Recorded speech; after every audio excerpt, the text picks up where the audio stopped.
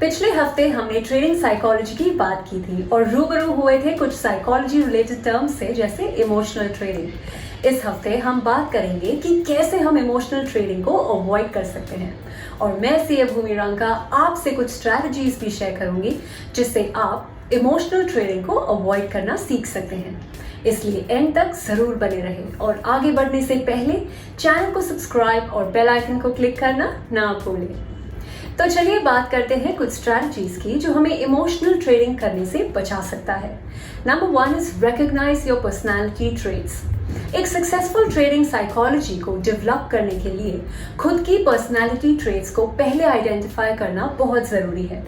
आपको खुद से ऑनेस्ट रहकर ये समझना पड़ेगा कि क्या आप ट्रेडिंग के टाइम बहुत जल्दबाजी करते हैं या क्या आप अपना डिसीजन गुस्से में या फ्रस्ट्रेशन में लेते हैं, और अगर ऐसा है तो आपको इन ट्रेड्स पर चेक रखना पड़ेगा व्हाइल एक्टिवली ट्रेडिंग, क्योंकि इससे आप गलत डिसीजन ले सकते हैं जो कोई एनालिसिस के बेसिस पर तो नहीं होगा। पर अगर आपको लगता है कि आपकी पर्सनालिटी काफी काम है, तब आप उसका एडवांटेज ले सकते हैं और ऐसी क्वालिटीज को आप यूज कर सकते हैं। पर यह ध्यान रखें कि जितना इंपॉर्टेंट खुद की पर्सनालिटी को आइडेंटिफाई करना होता है, उतना ही इंपॉर्टेंट खुद के बायसेस को रिकॉग्नाइज करना भी, जो हमने हमारे इंट्रोडक्शन टू ट्रेडिंग साइकोलॉजी में डिस्कस किया था। Second is develop and follow a trading plan. Trading में सक्सेस पाने के लिए एक ट्रेडिंग प्लान होना जरूरी है। ट्रेडिंग प्लान एक तरह का ब्लूप्रिंट होता है। ये प्लान हमारी ट्रेडिंग के लिए time commitment, available funds, risk reward ratio और ट्रेडिंग स्ट्रैटेजी जैसी चीजों को हाईलाइट करता है। अब फॉर एग्जाम्पल आपका ट्रेडिंग प्लान कुछ ऐसा हो सकता है कि आप दिन के 2 आवर्स ट्रेडिंग के लिए कमिट करेंगे और कभी भी एक ट्रेड में अपने पोर्टफोलियो का 2% से ज्यादा नहीं लेंगे। ऐसे प्लान्स आपके ट्रेडिंग लॉसेस को मिनिमाइज और ट्रेडिंग पर इमोशंस का असर कम करती है। Number 3 is being adaptive.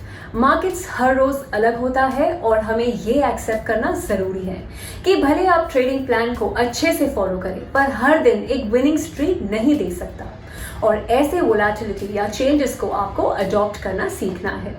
अगर वोलेटाइल डेज आपके लिए कुछ नया है तो आपको कुछ समय तक अपनी ट्रेडिंग को होल्ड करना चाहिए जब तक आप श्योर ना हो जाए कि आखिर क्या हो रहा है। अडैप्टिव होने से आप आपके इमोशंस पर कंट्रोल कर सकते हैं और हर सिचुएशन को अच्छे से असेस भी कर सकते हैं। Number 4 is being patient. अगर आपको डिसिप्लिन से ट्रेडिंग के बिजनेस में आगे बढ़ना है तो पेशेंस रखना बहुत जरूरी है। फियर जैसे इमोशंस पर एक्ट कर लेने से आप आपकी प्रॉफिटेबल पोजीशंस को जल्दी बुक कर लेते हैं और अपने एनालिसिस पर ट्रस्ट नहीं कर पाते। सेम उसी तरह आपको किसी ट्रेड में एंटर करने से पहले भी पेशेंटली वेट करना चाहिए फॉर द राइट अपॉर्चुनिटी, और ना कि बस आज कुछ ट्रेड लेना ही है इस वजह से बिना रूल्स फॉलो किए आप ट्रेड में एंटर कर लें। 5th is to take a break. कभी कभी एक लॉस फेस करने के बाद द बेस्ट थिंग जो आप कर सकते हैं is to take a break.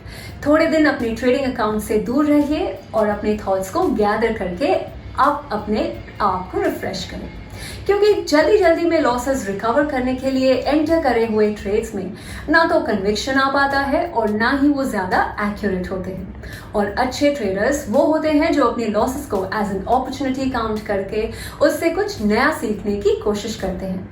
उस ब्रेक के दौरान आप असेस करें अपनी मिस्टेक्स को और स्ट्रैटेजी बनाएं कि कैसे सेम मिस्टेक्स को आप दोबारा रिपीट ना करें। ऐसा करने से आप आपके कुछ इमोशंस जैसे कि प्राइड या फियर को कंट्रोल कर सकते हैं और नया ट्रेड लेने से पहले ही अपना माइंड क्लियर कर लेते हैं।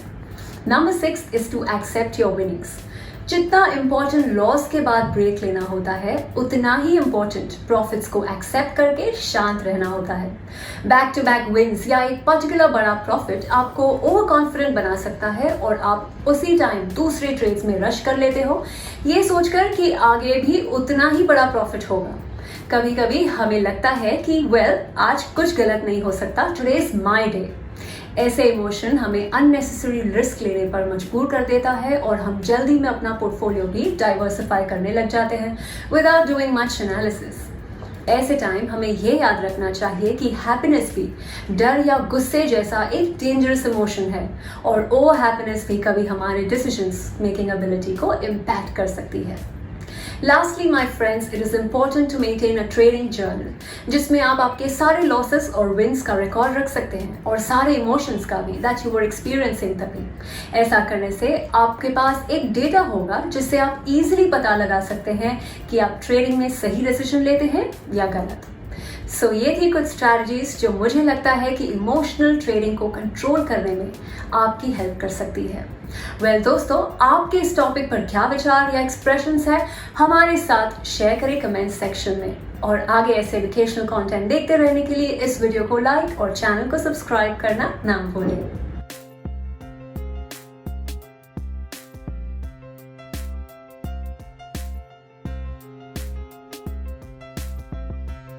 Investments in securities market are subject to market risks. Read all the related documents carefully before investing.